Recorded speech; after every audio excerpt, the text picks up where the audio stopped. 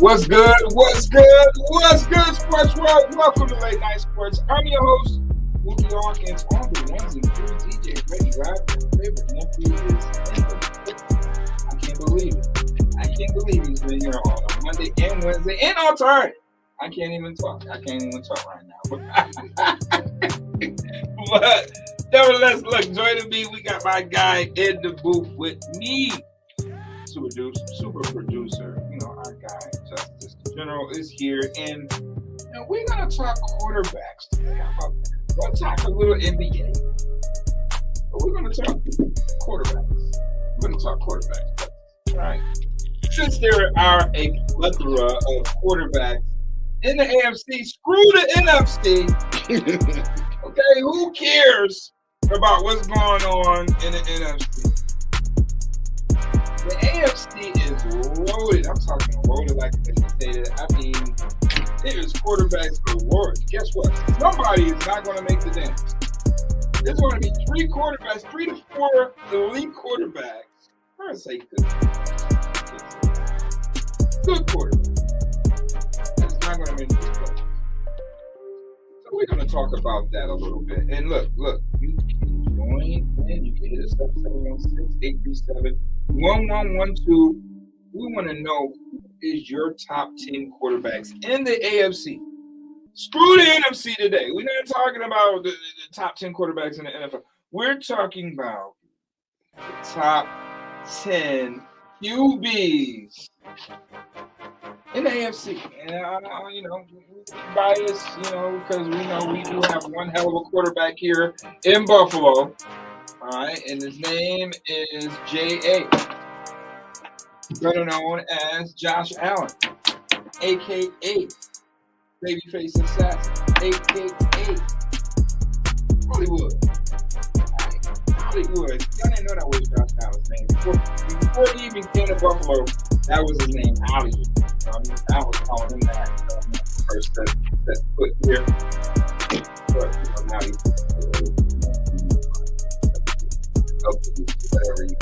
however you want to do it. But we're going to dive into our top 10 quarterbacks. Right? Somebody's not going to make this playoff out of these top 10 quarterbacks in the AFC. So, how do you feel about that? So I was thinking here, I went through all of the AFC teams. And I'm just looking at all these teams and all the quarterbacks that are assigned to these teams. In fact, there's only 7 slots. Only 7 spots to go into the playoffs, 16 teams. That means 9 of these teams can get in. So I kind of want to go through and just see like who do I think will make the playoffs, right? So let's say Bills is a lock, right? Let's say the Chiefs are a lock. Let's say I'll give it to the Jaguars. Let's say Jags are a lock. And then let's say the Bengals are a lock, just for argument's sake. You're just naming division potential or perceived divisional champion, right? I got 3 spots left. You're looking at teams like Steelers are always scrappy. Ravens, I'm actually going to give them one. Bengals, Jets, Chargers, Broncos, Raiders, Colts. And you look at it and you say, like, well, who is supposed to make this team? So, I mean, people swear that the AFC East is supposed to be this crazy juggernaut vested division, but they thought the same thing about the AFC West last year. And honestly, I think the Jets are another Broncos waiting to happen. And I can see the Patriots playing the Raiders role as a team that is pretty good, but isn't playing like it. And then the Dolphins, playing terribly, but potentially winning games anyway. I could totally see that. But if I had to pick 2 more teams, I'll give it to the Chargers, and I'll give it to the Dolphins. Right? Chargers made the playoffs last year. I'm giving it to the Dolphins. So now we're looking at teams, quarterbacks who aren't making the playoffs according to this. Aaron Rodgers, Deshaun Watson, Jimmy Garoppolo, whatever. Russell Wilson, Anthony Richardson, Ryan Tannehill, CJ Stroud. So just looking at that, it's kind of crazy. Oh, and of course, whoever the Steelers quarterback is, Pickett. It's kind of crazy to think that you're going to see at least 2 star quarterbacks, at least 2 superstar quarterbacks that aren't going to make the playoffs this year. I don't know why they chose for this to be the arms race to happen this year, but this is the situation we're with. You got maybe a quarter of the talent in the NFC that the quarterbacks have in the AFC. So it'd be interesting to see. But who do you think would be your step?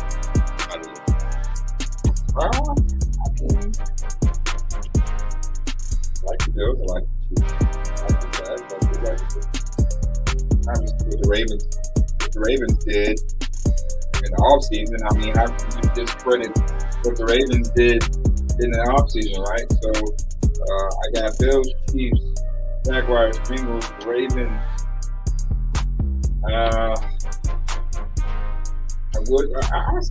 I kind of agree with your stuff. Chargers and Dolphins. Right now, I have to agree with that list that you said. Bills, Chiefs, Jags, Bengals, Ravens, Chargers, Dolphins. That's pretty much each conference.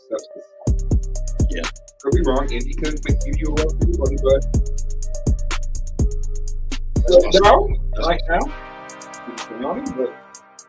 right now, I would say Bills, Chiefs, Jaguars, Bengals, Ravens, Chargers, Dolphins. That would be my top 7 teams right now that will be making a playoff.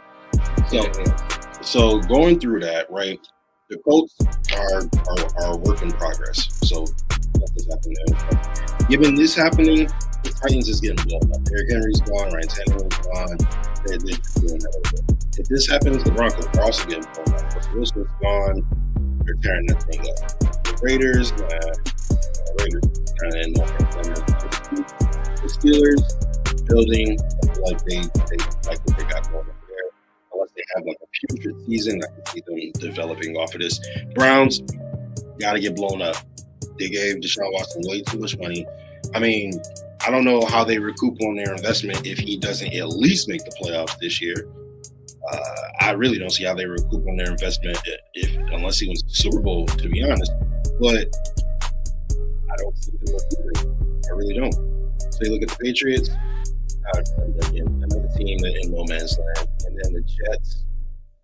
I don't know if they necessarily blow anything up, but depending on how bad the season gets for them, Aaron Rodgers' experiment could end.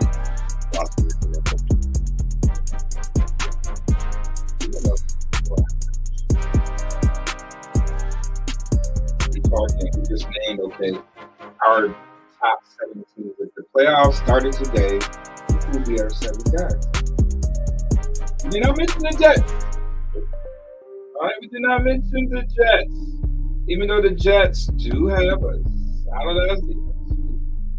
The Jets do have a future Hall of Fame quarterback in Aaron Rodgers. Even though the Jets do have some serviceable weapons now on offense. They do have Brees Hall. They do have Michael Carter.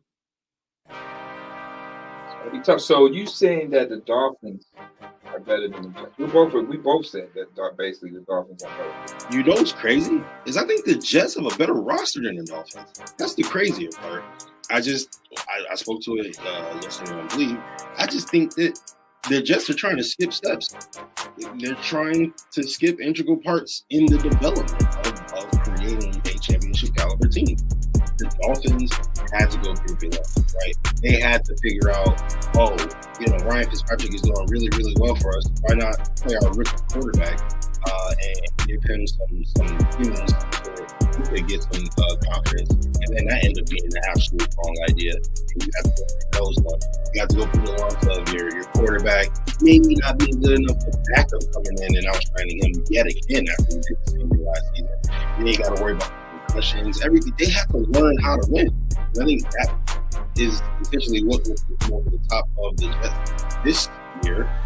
The Jets had a good season, or their standards for the previous half decade. They had a good season last year, and they're building again. This team actually started to scare me for a little bit. I think trying to skip all those things for Aaron Rodgers. He's coming in. He's still trying to be MVP. He's trying to win Super Bowls. Like, there's no time to waste for Aaron Rodgers. I don't think we saw that as necessarily attainable in Green Bay. And I don't know why he picked the Jets or why he thought that was a good idea. Maybe he saw that they have potential, but I just think they're skipping too many steps. And those guys don't know how to be winners yet. So, no, I'm not going to take the Jets. They got to show me. They got to show me something. In order for me to take the Jets seriously, they need to have at least 3 wins in the first game. Yeah. You just got to have what? Yeah, at least 6 wins. At least.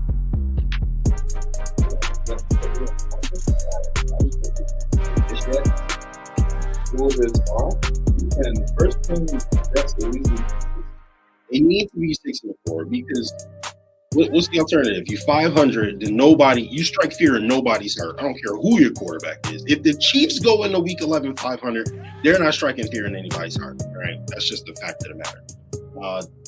And below 500, you're not even really a contender at that point, right? So week 1, you got the Bills, probably an L, right? Week 2, you're at Dallas. That's looking a little rough. You come home to the Meadowlands and you face the Patriots. All right, I give you that one. Let's say 2-1 or 1-2 here. Then you play the Chiefs at home, 1-3. You play at Denver. You pull it out, 2-3. You play versus the Eagles, 4. Then you're at the Giants. That could go either way, honestly. I think the Giants are the team. You play the Chargers. Then you play the Raiders again, and that might be the only one of the game out of the last 3 I just mentioned. And then you got Buffalo again, at Buffalo. Then the Dolphins, and then you get a little lull in the schedule where you play the Falcons. These are first 10 games. The first 10 games stops at the Raiders. So you got the Bills, Cowboys, Patriots, Chiefs, Broncos, Eagles, Giants, Chargers, and Raiders. I don't think they are even 500 after that. I got an L to Buffalo, L to Dallas, L to Kansas City, L to Philly, L to the Giants, L to the Chargers. And that's a lot of L's. So you saying basically right now they 4-6. 4-6. That's why I got them at. First 10 games, they're going to be 4-6. Yes? Yep. They're going to be 4-6 with Aaron Rodgers. They're not better than these teams. They're just not. Teams. Is Aaron Rodgers a better quarterback than Dak Prescott? Is he a better quarterback than Jalen Hurts? I'd probably say yes at this point, really. I mean, I still need support from Jalen Hurts. Aaron Rodgers having one low season after winning 2 straight MVPs. I'm still going to give the yes to Aaron Rodgers there. Justin Herbert, I feel like, has established himself to at least be in the same tier as Aaron Rodgers. I don't think Daniel Jones is a better quarterback. However, I think that they all had that missing component that they just did not have, which they had to earn. They had to earn their stripes. They didn't earn their stripes. They didn't take their lumps. They had one season of promise and then decided we're championship caliber. And I just don't think that's good. Yeah, I don't think that's Bills are supposed to bring them, you know, they have some dog fights before. They're the Broncos waiting to happen for you. Nathaniel Hackett at all. I get that. But that's why you play the game now. That's definitely have to play the game. So it's like, wow. So, but on the flip side, let's say they beat Philly. Let's say they beat KC. Let's say they beat Buffalo. And now instead of 4-6, we're looking at 6-4, 7. What did they do so drastically different this season, this offseason that's going to honestly good? Nothing. Okay, Aaron Rodgers. No, but that's not enough. That's not enough. Not enough. So I don't really have the Jets as this big scary contender in the NFC. I don't think that they really entered the arms for Or 8-9. No. You know, the AFC East. You know, they were a game out. Miami took that last 7-10. They finished dead last in the AFC East. Yeah, they finished dead last. They just had a better record. 8-5. Interesting. So now, with that being said, how did you still at the bottom of the AFC? I feel like the Patriots are unadulterated losers. It will make you think that just because of what? Like, the Patriots made some moves this offseason. Yeah, I mean, see, when I say losers, like it's relative to what's going on in the rest of the right? The Bills are a juggernaut. The Dolphins are looking to become a juggernaut. The Jets have obviously gotten better, and just off the strength of getting Aaron Rodgers, they are now at least 2 games better than the Patriots, and Patriots were only 1 game ahead of them last year. You know, so when you look at it relative to the rest of the division, they suck. They're the worst team there. Look at it relative to the rest of the conference, we didn't pick them to make the playoffs. Jets, Patriots, Browns, Raiders, Broncos, Titans, Colts, Texans. I could easily say that the Patriots might be the 3rd worst team there. 2nd to 3rd worst team. And I'm gonna say the 2nd worst team because I think the Colts are gonna be sneakily good this year. So I could see the Patriots being a number 1 pick contender next year. So you saying Bill Belichick is going to tank out?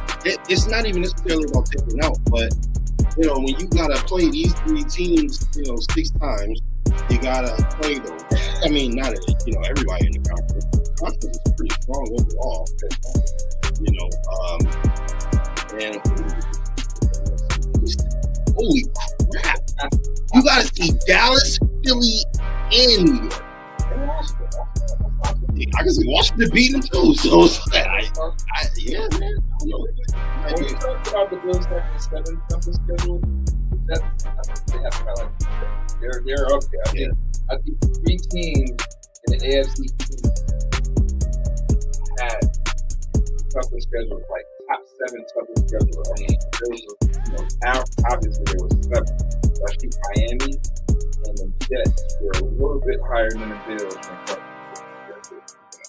Yeah, that's definitely got their hands full. Miami has their hands full. Hell, the Bills have their hands full. Oh, for sure. So according to CBSSports.com, and of course, all right, according to CBSSports.com, the Eagles have the hardest schedule. Dolphins are number 2. Patriots are number 3. Like you said, the rest of the Bills are the same. So you got every team in the AFC East top. You know what's that funny though? Every team in the AFC East and every team in the NFC East are both in the top 8 because they play each other. That's funny. That's pretty good competition. East of the East. Yeah. The East of the East for real this year. That's something that we're going to have to highlight throughout this NFL season.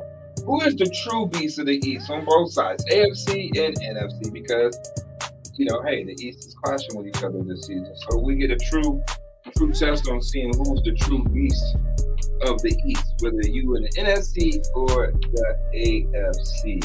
I feel like this is a year where I feel like this is a great striking year if you're the Giants. If you're Brian Daboll and the Giants, people are doubting Daniel Jones still, even though he just got paid a lot of money.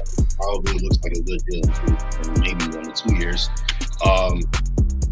You got weapons. They went out and they added some weapons to Daniel Jones. If you have the money, you got to justify it. They've always had a pretty good defense. Brian Daboll, he's proven himself as a great play caller. Despite whatever we was talking about while he was here in Buffalo, he went in New York and he got it done. So kudos to him. But I say this is a great striking opportunity because everybody talking about that Super Bowl stuff, especially when you lose. It's very common for the Super Bowl losers to not even make the playoffs. So I don't think that's the situation for the Eagles. However, I do think that going through all of that, being so close and still coming up, they really should have won that game, honestly. Being so close and then losing, it was their Patriots Falcons. They were the Falcons in that scenario, right? So that's got to come with some toll, some heavy, slumped over kind of, but I'm sure they'll come back hungry. But I do think that it takes a toll, if nothing else. So I feel like this is an opportunity for the Giants. Brian Daboll is obviously very smart to get up one on the East and take advantage of some of the schedule and win some big games and try to see if they can become the best this year. I don't think they will, but I feel like it's a good opportunity. So what about Brian Daboll?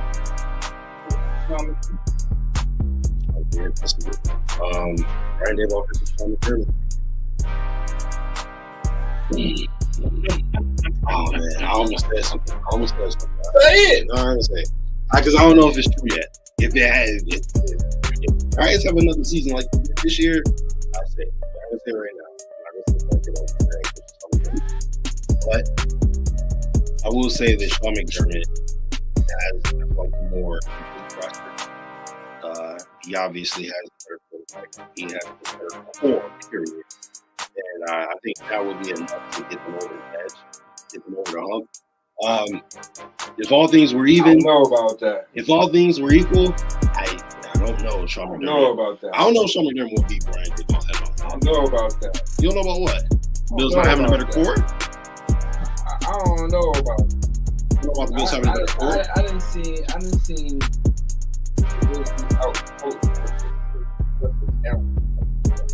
week.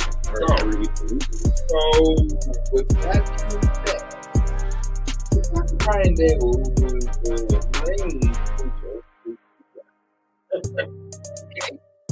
Sean McDermott has not had a coach of the year at all. Should have, to be fair. Yeah, should have. Yes, he should have. He got the snub, but he still didn't get it. They gave it to Kevin Stefanski. For some odd reason, I still trying to figure that one out. But he ain't got it. Daboll come in and take the Giants from the bottom to a contender overnight. Coach of the year. Just imagine the storyline that's going to be swirling that entire week. The Giants coming over. Just imagine the story. Like, okay. First one, again, like we talked about, Daboll versus we're going to finally actually see these two guys really lock horns. It's not practice no more. It is not practice. Not a game. Practice. Come on, practice. It's no practice no more. Ain't no more practicing. It's personal. You're not. It's personal. And I can't wait for that week because I'm going to ask those other coaches. Consider this team personal. And I hope we get a chance to talk with Dave during the middle of the week because I'm asking the very same now question. Dave, personal? How personal? I ain't gonna say is it personal. I'm gonna say how personal. Right. How personal is a victory versus your former boss? Yeah, personal. You know what? They both might play it off. They definitely play it off. Yeah. We all know that game is personal. Sean McDermott definitely wants to beat Dable, and Dable definitely wants to beat Sean McDermott. You can play around with it all you want. They're friends, and okay. All right. You really want to see some competitive music on that week. And I can't wait to bring it out, Coach. I can't wait. I can't wait. They better not let me talk with Dable that week, because we're going to get down to the bottom of it. And this is going to answer everybody's question about the infamous argument that everybody is so-called saying that Dable and McDermott had last year. So we ain't going to get into that, but this is going to be like McDermott Reed. It's personal. It's personal. I was like, it's personal. That's like right now, if me and you was coaching on the same team, and then all of a sudden you guys do head coaching job somewhere, and you play me the very next season. Man, I got some.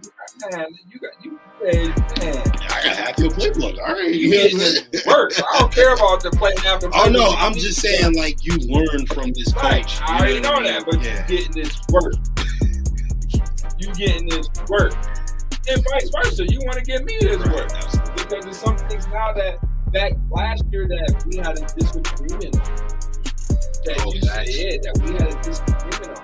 And you are willing to show me that now when you are the head man of that organization and I'm still the head man of this organization. You make the final decisions now. So you are going to show me.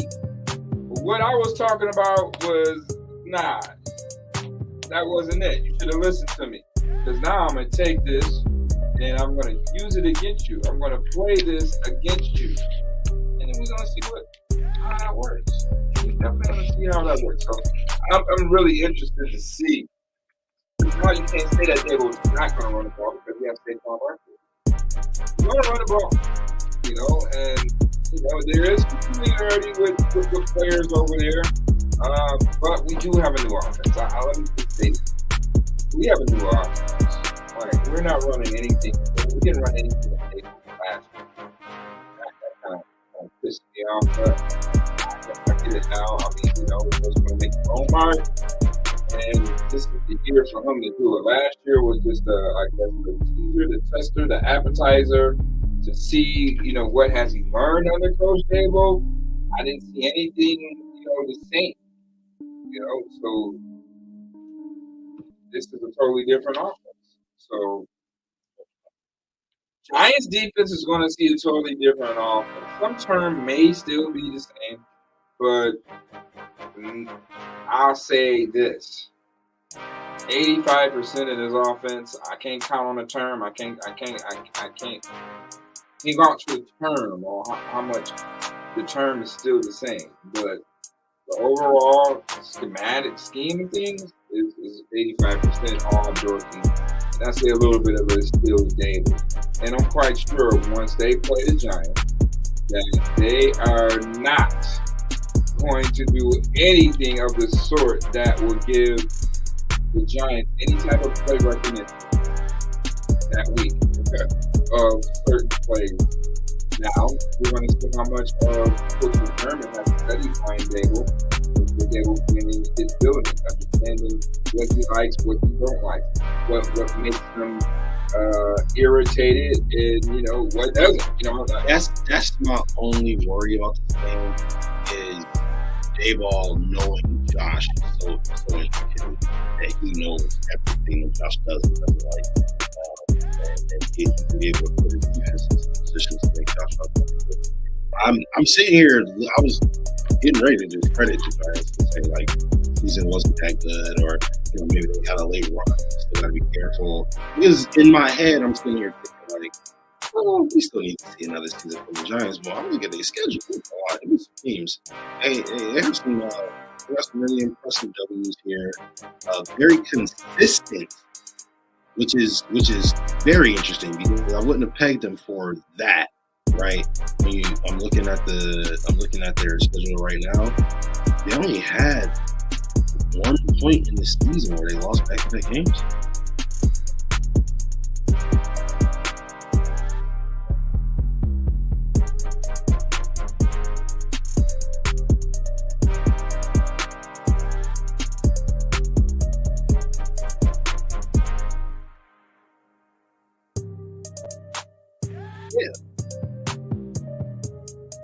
They will switch.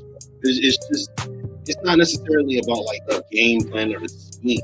It's about Josh's intangibles, like everything he is as a quarterback. Like Dayball helped shape him to who he is today. So when I say that he knows what makes Josh uncomfortable, like he knows what makes Josh uncomfortable at his core. Like what he just doesn't like to see on the NFL football field, or things he does like on an NFL football field that you can exploit. If you see Stephon Diggs coming across on that slant and it's an RPO there, you know what I'm saying? Look out for this or that or whatever. You know what I mean? So that's what I mean.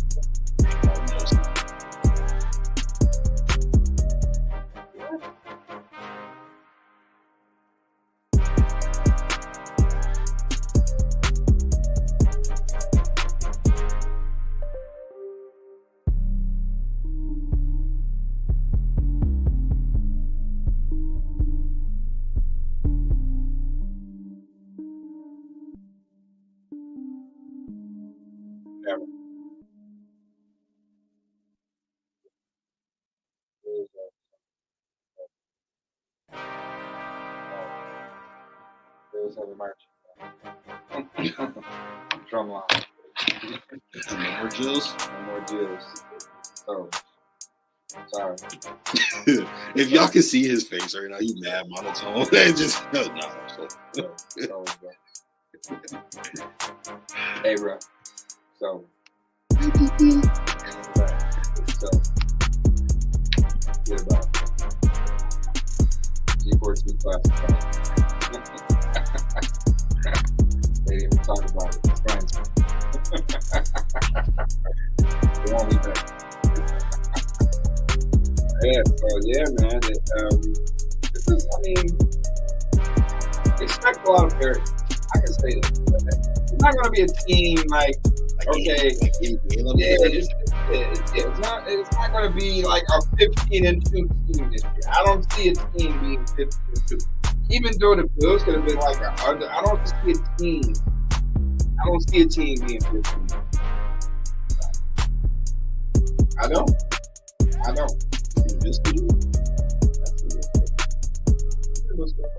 That's 14-3 last year, and it easily could have been undefeated, but it is. So, I don't see the Bills being 14. I think that there'll be a lot of parity. A lot of teams have gotten better. The Bills have gotten better. Every team, you expect teams to get better, but to see that the moves that a lot of teams made this offseason, you see a lot of teams have gotten better. So you expect them to see some parity. I mean, when you look at what the Ravens have done, they didn't make the playoffs last year. They have a cool They didn't make the playoffs last year. They're starting. They could have made it. What team makes That's quarterback? right, they did make the playoffs. They did make the playoffs. They did make the playoffs. The Ravens still made the playoffs. They did make the playoffs. They should have beat Cincinnati in the playoffs. Oh my God, Right. that's right. Right. The goal. With no Lamar, no OBJ. Alright, so I'm just saying. It did get better. It did get better. So, yeah. So, I see some parity now. The Steelers, they got better. They definitely got better. definitely have gotten better. They drafted very well. Oh, so I mean, you're gonna see this area. But let's talk about the AFC. We did say that we were going to talk about who is the top 10 quarterback in the AFC right now. I'm going to start. I'm going to start from 10 onward. All right, this is Coach Muki's list of the top 10 quarterbacks in AFC. Screw the NFC. Who cares? The Cowboy quarterbacks is coming out of the AFC. There's too many of them. Way too many. So, we start going. At number 10, CJ Stroud.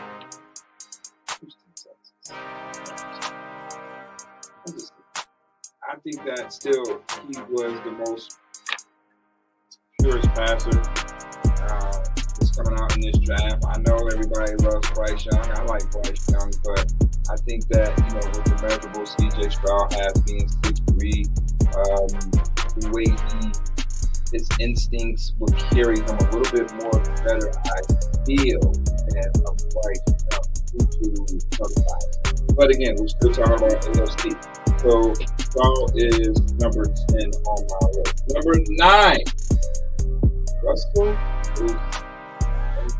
Broncos is 9th on this list. They do have Sean Payton, right? So he has an offensive line there with him. So Sean Payton definitely knows what to do with him. Especially, he definitely knows what to do with the undersized quarterback, because what he was able to do with Drew Brees, being only 5'11", is pretty much that same mode of a Russell Wilson. So I do believe that Russell Wilson is definitely going to have a better season. Last season, coming in right now, Russell Wilson is ranked number 9. Number 8, I'm going to go with my guy, Sunshine Trevor Lawrence, Jacksonville. Doug Peterson was definitely a blessing to him last year. Really helped accentuate him as a quarterback.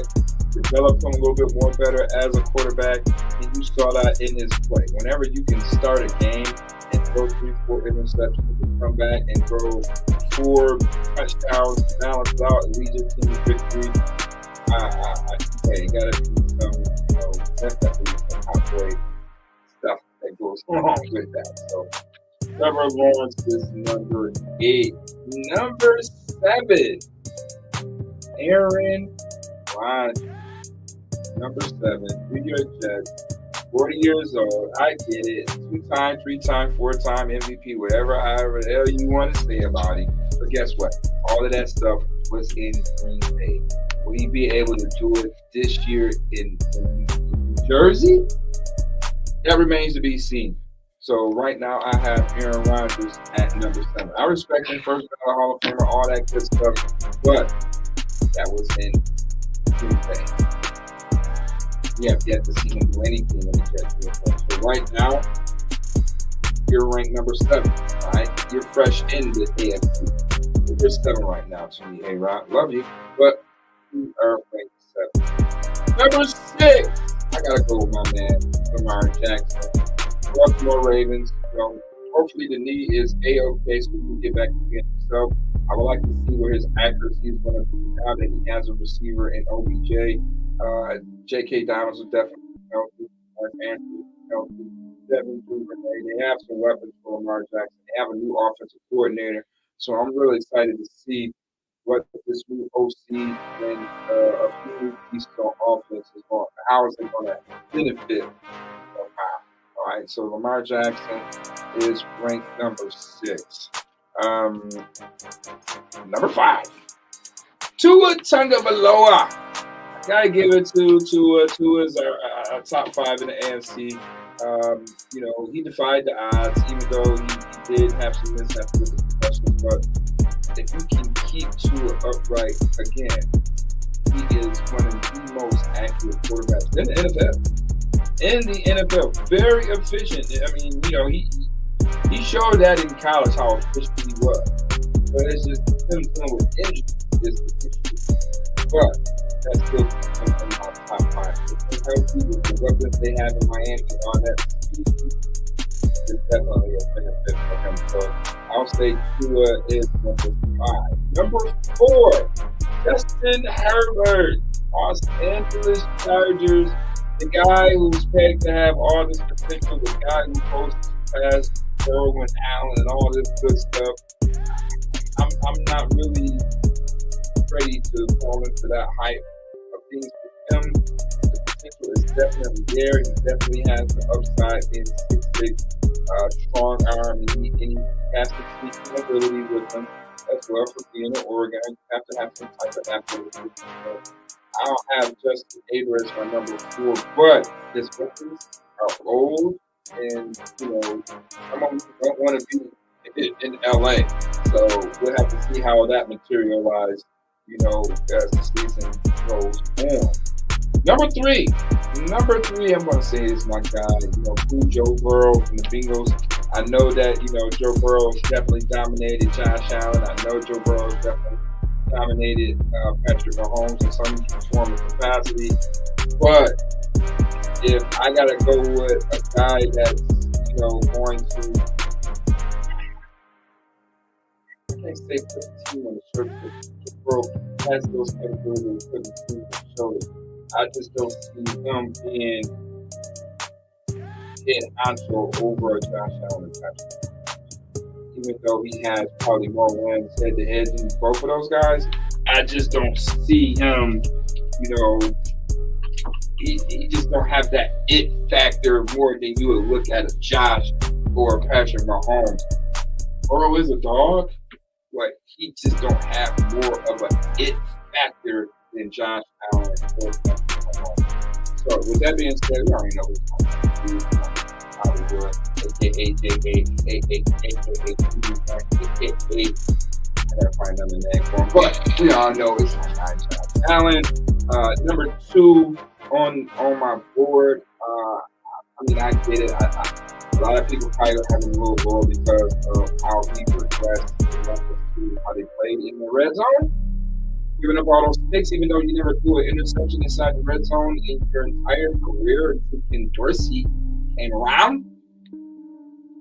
So that's the only thing that was really the knock on Josh Allen last year. How will he be able to correct those mistakes inside the red zone this year? Hopefully by the Bills. Hey, that hopefully be a great answer for that. So, I have Josh Allen as my number 2 guy, and I know that, Bills are not going to have him having all those type of attempts and things of that nature, but I got him as number 2. Number 1, obviously, is Patrick Mahomes. Until you beat the guy, can't beat the guy. So, I have nothing else to say about that. Patrick Mahomes is my number 1. What is your top? So, when I look at my quarterback rankings, I'm looking at if all things were equal. If I had a generic given roster, I was beat him, and they were like, what quarterback do you want? And give me your list, no order of what you want. Right? It's funny, my guy Spin in the comment section has Kenny Pickett at number 10. I legit have Kenny Pickett at 16. I was thinking about that, but I said, you know what? I'm going to put some new blood in it. I think going to as far as I'm concerned, I think Kenny Pickett might be the worst quarterback in the hands. It's not. It's not. Another topic of discussion. That's what I'm saying. I got Kenny Pickett at 16. All right. So here's my top 10. I'm honorable mention CJ Stroud is number 11. For number 10, I have Russell Wilson. Now, this is going based off of last year and then everything I've seen and who I want to be my quarterback given the opportunity. Russell Wilson is number 12. Deshaun Watson is number 10 because he's younger. So I put him over Russell Wilson for that reason only.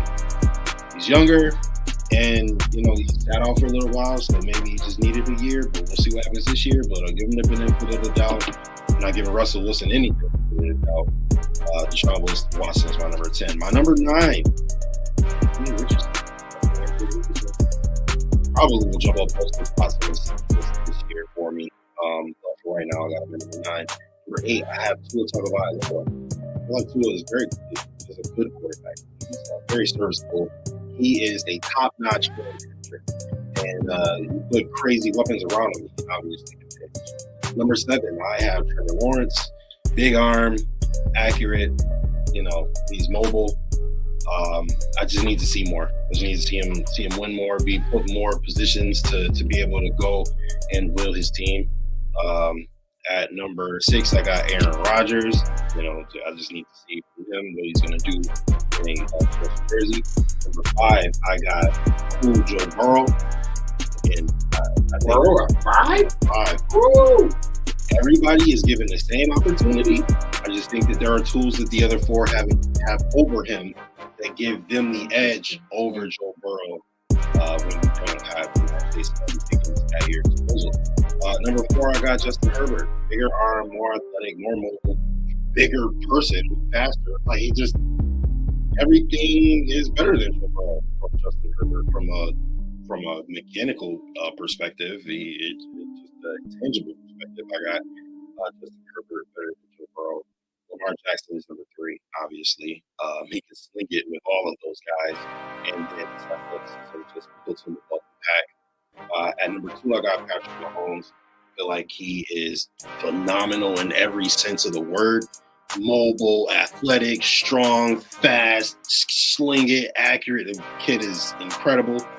I have Josh Allen at number 1 simply because I think Josh is everything Patrick Mahomes is, except bigger, stronger, faster, smarter. We've heard Josh we've heard that his intelligence is top notch, and I haven't necessarily heard those same things about Patrick Mahomes. Actually, I heard that he didn't know how to identify the mic when he first came into the league. Which is not necessarily a knock on him, but I just think Josh. Do you think that Patrick Mahomes know how to identify the mic right now? Yeah, okay. I'm not saying no. I'm just saying. So you Josh, no, I'm saying that Josh has shown tremendous intelligence throughout his time in the league.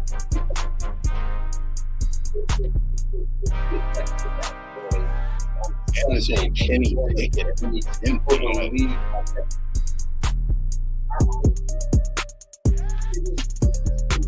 We're going to argue about this on Sunday. Listen, this is our show for today. I appreciate everybody listening. Then the Brittany Robbins like, yo, but listen, Sunday we're going to have a great show for you again. Check us out, www.power965radio.com. Get us up on Believe in Bills podcast all day, every day. We'll check you Sunday.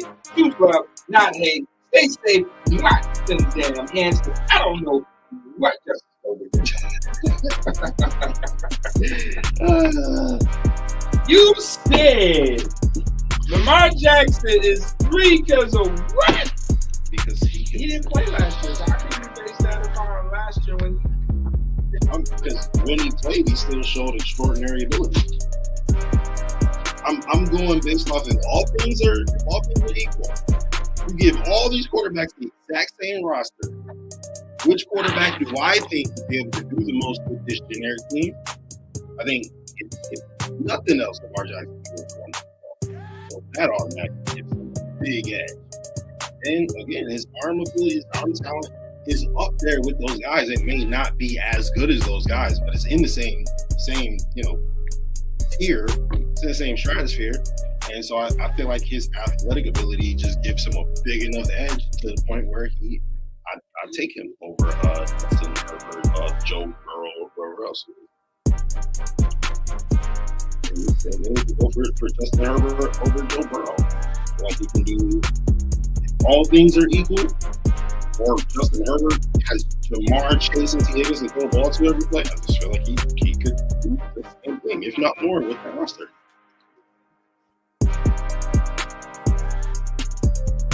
Then Rodgers at 4. Crazy. We got Allen, Mahomes, Burrow, Rodgers, Herbert, Jackson, Lawrence, Watson, Wilson, Pickett. Wilson got to show me something for you.